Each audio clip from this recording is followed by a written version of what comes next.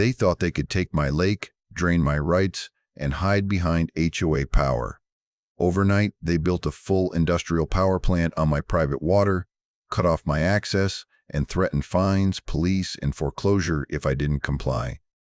What they didn't expect was me knowing exactly where the real power lived. One quiet decision changed everything, sent them into full panic, and exposed how far they'd overreached. This story is about unchecked HOA authority, public humiliation, escalating threats, and the moment everything flips when the truth finally meets real authority. Watch how confidence turns into chaos, how intimidation collapses under one undeniable piece of evidence, and how justice finally lands where it belongs. If you've ever dealt with an HOA Karen who thought rules didn't apply to them, this one will stay with you. Subscribe for more HOA and Karen stories where overreach meets consequences. They shut off my lake access before sunrise without warning. A woman stood smiling, clipboard raised, blocking the water gate. She said the HOA board ordered immediate compliance today. She named herself Karen, enforcement chair, speaking for everyone. She demanded I restore water levels by sundown or face penalties. She threatened daily fines, liens, and police involvement within 48 hours. She gave a deadline. She enjoyed giving it. I said the lake sat on my deed. Karen laughed and waved laminated rules inches from my face. She said the lake now served community infrastructure. I asked what infrastructure needed my private water. She pointed across the shoreline toward roaring generators. Metal buildings squatted where reeds once swayed. Cables dipped into my lake like hungry snakes. Turbines screamed all night, shaking my windows. Karen said the HOA built a power plant. She said it supplied community resilience and profits. She said my lake became a cooling reservoir. She said refusal counted as sabotage. Neighbors gathered, phones raised, whispering my name. Karen announced fines would begin at noon.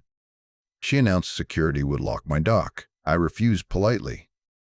Karen snapped photos like trophies. She posted a violation notice on my fence. The notice accused environmental interference. It cited emergency authority. It promised enforcement escalation tomorrow morning. By noon, emails flooded my inbox. Fines appeared, hourly, compounding, automated. My gate code stopped working. A private guard blocked my driveway. Karen returned with 2 board members. They smirked, confident, rehearsed, loud. They accused me of endangering the community grid. They said children needed power. They said hospitals depended on their plant. They demanded immediate compliance and a written apology. They demanded access easements signed before sunset. I asked for permits. They ignored the question. Karen leaned close, voice sweet, eyes sharp. She said police would handle obstruction tonight. She said news crews would love my selfishness. I watched my shoreline churn under turbines. Fish floated belly up near the intake. My dot creaked under new cables. Anger settled into focus. I said no again. Karen ordered enforcement escalation. She radioed security theatrically. Guards marched toward my pump shed. They threatened to seize equipment. I acted quietly. I opened the spillway valve at dusk. Water rushed downstream, controlled, permitted, safe. The lake level dropped steadily overnight. Turbines screamed, then coughed, then fell silent. Morning broke with sirens and panic. Karen arrived screaming about catastrophic losses. She accused me publicly of criminal destruction. She demanded immediate arrest. I said nothing. I waited. Notices multiplied before breakfast. Fines jumped into thousands. Threats grew sharper. Karen emailed every neighbor, naming me dangerous. The board convened an emergency meeting outdoors. They set chairs facing my drained shoreline. Karen called reporters. She framed the plant as heroic innovation. She accused me of draining community power. She accused me of risking lives. She demanded immediate refilling under supervision. She gave another deadline, noon sharp. I asked again for permits. They shouted me down. Karen accused me of delaying tactics. She ordered security to escort me away. Neighbors booed. Someone threw a cup. Karen smiled, loving the stage. By noon, police cruisers arrived. Karen waved them over triumphantly. She claimed environmental crimes and sabotage. She demanded cuffs. Officers listened carefully. They asked for documentation. Karen produced HOA resolutions and glossy brochures. She produced no permits. The officers warned everyone to calm down. They said civil matters dominated. Karen pushed harder. She accused officers of negligence. She called county enforcement herself. She demanded emergency intervention. She claimed critical infrastructure status. County inspectors arrived mid-afternoon. They taped off the turbine buildings. Karen protested loudly. She insisted the HOA held emergency authority. Inspectors asked for permits calmly. Karen deflected again. She blamed contractors. She blamed urgency. Inspectors shut down the site temporarily. Karen exploded. She accused me of manipulation. She demanded immediate lake refilling regardless. I refused again. Security threatened removal. Police intervened, separating us. Karen called a special board vote. They voted to impose maximum fines. They threatened foreclosure proceedings. They mailed certified notices immediately. I waited quietly. I documented everything. I recorded every threat. I saved every email. The HOA filed for an emergency injunction. They claimed exclusive control over the lake. They requested forced refilling authority. A judge scheduled a hearing. Karen celebrated publicly. She posted victory messages online. The night before the hearing, inspectors returned. They tested soil and water.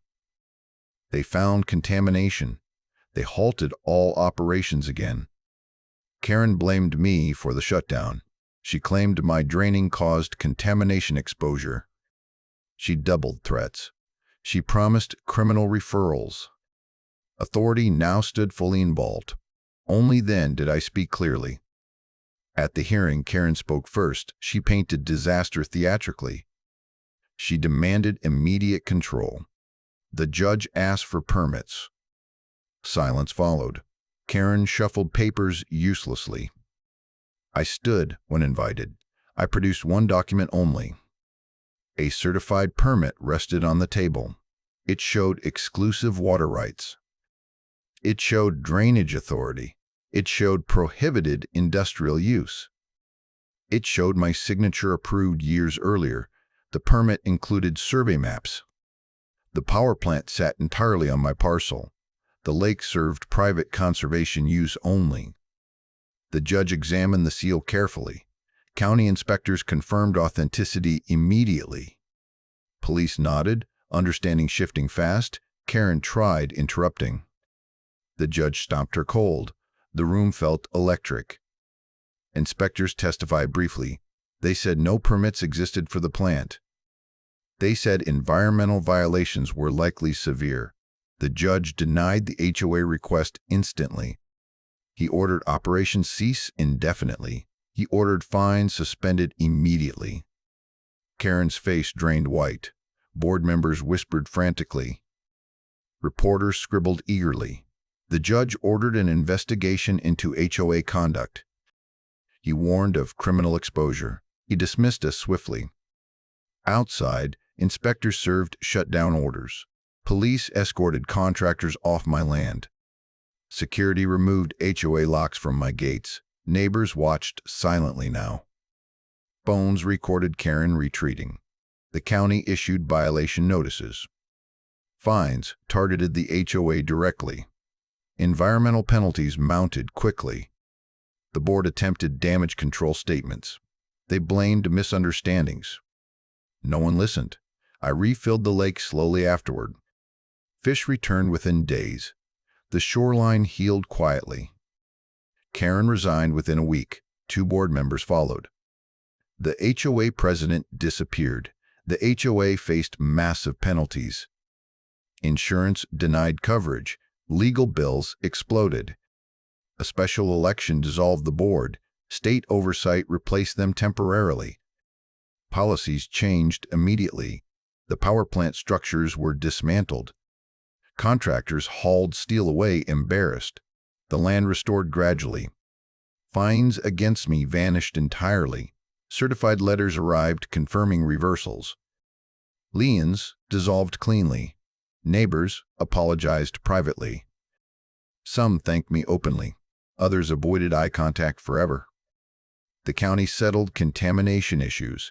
Restoration plans proceeded under supervision. The lake returned to peace. I rebuilt my dock quietly. I planted reeds again. Birds returned at dawn. The HOA lost authority permanently over my land. New bylaws acknowledged property boundaries clearly. Emergency powers narrowed sharply. Karen attempted one last online rant. It backfired instantly. Public records ended the debate. I keep the permit framed now, not as a trophy. As a reminder, power belongs to paper, not bullies.